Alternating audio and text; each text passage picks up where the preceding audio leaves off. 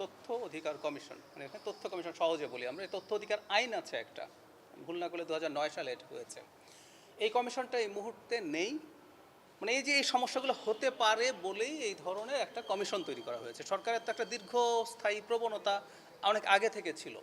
তো আপনাদেরকে আমি জানাতে চাই এই কমিশনটা গঠন করার সব স্টেপ শেষ প্রায়। এটার জন্য একটা সার্চ কমিটি তৈরি করতে হয়, যেহেতু এটা একটা কমিশন। সেই সার্চ কমিটি তৈরি হয়েছে, তারা মিটিং করেছেন, তারা তাদের মতো করে নাম প্রস্তাব করবেন এবং শেষ পর্যন্ত এটা ফাইনালি সিলেক্টেড হবে। আমি মোটামুটি একটা সময় বলতে পারি, ধরুন আর 1 মাসের মধ্যে এই কমিশনটা তৈরি হয়ে যাবে। তো এই কমিশনটা যদি তৈরি হয়ে যায়, আপনারা মোটামুটি নিশ্চিত থাকুন এই ধরনের তথ্য পাওয়ার ক্ষেত্রে সমস্যা আর থাকবে না। একটা সময় এই কমিশনগুলোর নামকাওয়াস্তে ছিল, আমাদের সরকারের সময় একটা ফাংশনিং কমিশন হতে যাচ্ছে, এটা আমরা নিশ্চিত করতে পারি। এগুলো প্রত্যেকটা ওর মধ্যে ইনক্লুডেড থাকবে। ধরুন এই যেটা দিতে চাইলেন না আপনারা, তখন এর প্রতিকারের জন্য কমিশন কিন্তু সরকার না, কমিশন একটা স্ট্যাটিউটরি, এটা একটা আইনের মাধ্যমে গঠিত কমিশন, কিন্তু এটা স্বাধীন। এটার আপনারা জানেন হয়তো যে তথ্য কমিশন বা এইসব কমিশনে যারা আছেন তাদের সরকার চাইলে অপসারণও করতে পারে না। সুপ্রিম কোর্টের বিচারকরা যেভাবে অপসারিত হন সেভাবে অপসারিত হতে হবে। মানে আমি কাল কিন্তু নাই, এটা হতে পারে। প্রাইম মিনিস্টার যদি না চান, যে কোনো সবচেয়ে পাওয়ারফুল মন্ত্রী আপনারা যাকে মনে হয়, উনি যদি কাল না চান উনি থাকবেন না।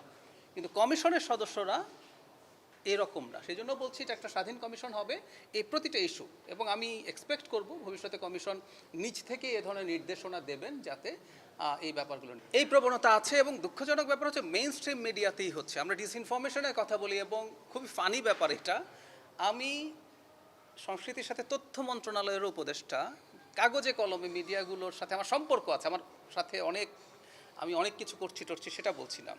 আমাকে নিয়ে ডিসইনফরমেশনের কার্ড বানানো হয়েছে, সেগুলো চলেছে, এটা হচ্ছে।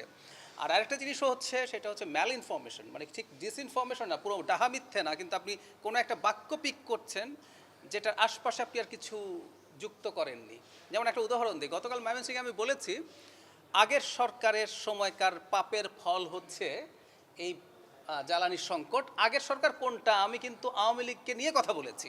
কিন্তু আপনি যখন এটা ফ্রেমিং করছেন, আমাকে কয়েকজন ফোন করেছে এবং ফ্র্যাঙ্কলি বলি, ইন্টারিম সরকারেরই একজন গুরুত্বপূর্ণ মানুষ আমাকে ফোন করে জিজ্ঞেস করছেন, আপনি কি আগের সরকার বলতে আমাদেরকে বোঝাচ্ছেন? মানে অনেকের কাছে বলেছে আগের সরকার তো আসলে ইন্টারিম।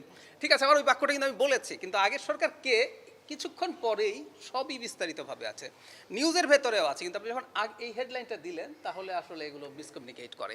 এই প্রবণতা আছে, এগুলো নিয়ে আমরা আশা করি সবাই সচেতন হবেন। তবে একটা ব্যাপারের বিষয়ে আমরা লিগ্যাল অ্যাকশন নিতে চাই, এটা নিয়ে ইনফ্যাক্ট আমি আমার ব্রিফিংয়েও বলেছি, তথ্য মন্ত্রণালয়ের পক্ষ থেকে একটা লিগ্যাল টিম তৈরি হয়েছে। ডিসইনফরমেশন মানে আপনি জেনে শুনে কাউকে নিয়ে মিথ্যা কথা বলছেন, এটার ব্যাপারে আমরা আইনগত ব্যবস্থা নেওয়ার দিকে মাঠ প্রশাসন।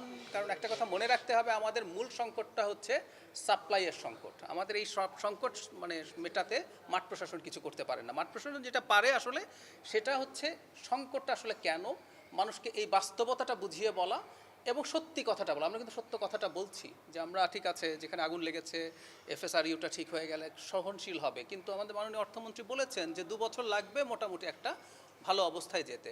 সো মাঠ প্রশাসন এগুলোই করতে পারে। পলিসি টপ লেভেলে হচ্ছে, অ্যাকশনস টপ লেভেলে হচ্ছে, এগুলো হলে সেটা হবে। এবং শুধু মাঠ প্রশাসন না, আমরা মিডিয়ার কাছেও আমরা এই অ্যাপিল করি যে এই সংকটটা আগের সরকার মানে আওয়ামী লীগ সরকার, ইন্টারিম না, তাদের পাপের ফল এসে আমাদের উপরে পড়েছে। মানুষ যেন আমাদের প্রতি এটুকু সহানুভূতি দেখায়, কারণ আমরা চেষ্টা করছি।